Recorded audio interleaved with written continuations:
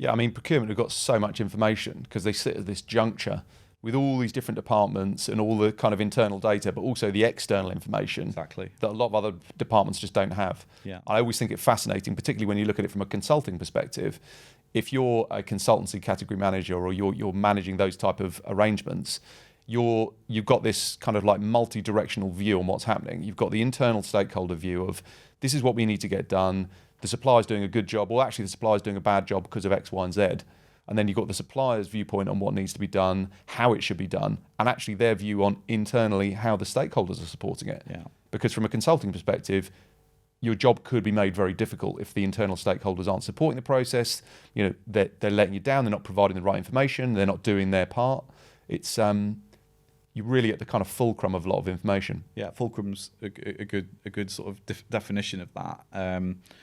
And you know, category strategy or strategic thinking, that's probably 20 years old, maybe longer, 30 years old of trying to have a strategic alignment with the business and make sure you're having that upfront conversation where you're bringing those kind of multi-stakeholder needs together. But then we've kind of moved more towards business partnering, and business partnering, whether that's through category strategy or it's independent, business partnering is exactly what you've described. It's that ability to hold together a set of needs from multiple angles and then try and work in unison around that business partnering set of objectives or business objectives through a mindset of partnering more with the business and bringing all of those rich data sets and informations and people and institutions together so that you're getting the best out of that kind of integrated business needs conversation, as opposed to,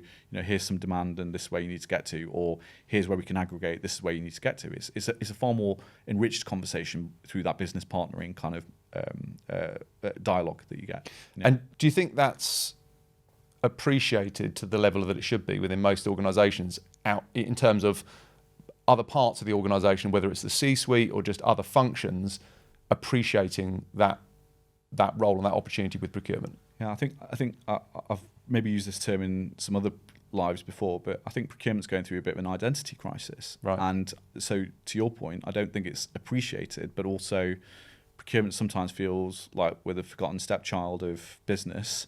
And at the same time, procurement knows it's the one that probably can help facilitate those conversations. So sometimes it overcompensates for its ability to say, do you know what, we need to be at board level conversations, or we need to be the most strategic thinkers that are pushing stuff.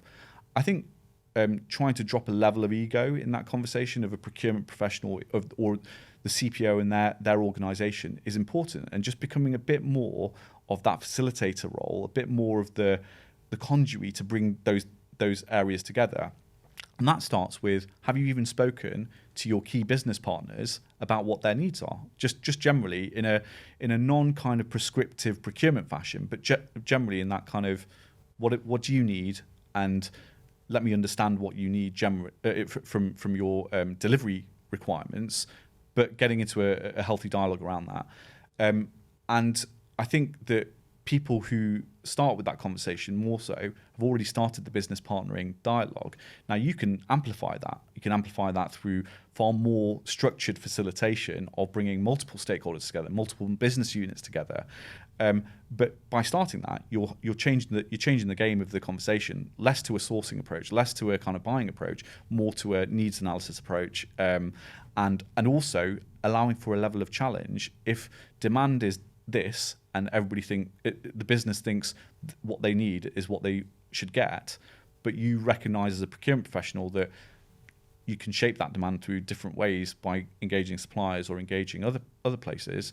You give yourself that opportunity to have that conversation more in a business partnering conversation, but it does require you to be able to build relationships with your business that are not around procurement.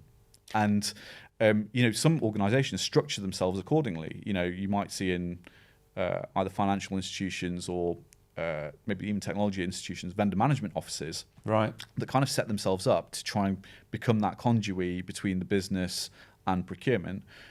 But that doesn't always have to be the case. You can abandon the notions of being a traditional sorcerer or strategic sorcerer. Just put that language to the side, and then just say, you're part of the procurement and the external engine that brings suppliers to the fore. Let's have a conversation about what your needs are and how we can match that.